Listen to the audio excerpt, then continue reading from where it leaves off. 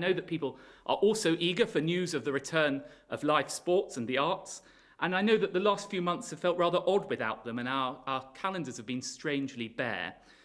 Finding creative, crowd-free ways to navigate coronavirus is the biggest challenge for our recreation and leisure sectors right now.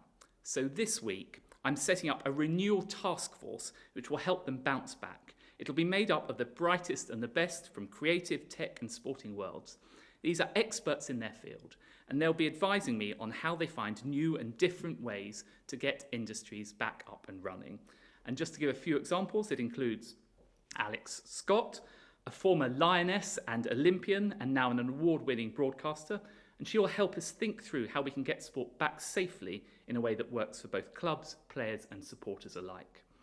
Similarly, Lord Grade, former chairman of both the BBC and ITV, will provide an insight as to how we get our creative media industries back up and flourishing again. And Tamara Rojo, the English National Ballet's artistic director, will give us ideas for how we start to get our art scene back up and running. And Martha Lane Fox, well known as founder of lastminute.com, will advise on how tech can power all of this recovery across all these sectors, but particularly in tourism, as part of the much wider role it will play in driving our economy forward as it has done already. Meanwhile, bit by bit, we are developing guidance that's helping some of the lighter bits of our economy return to this new normal.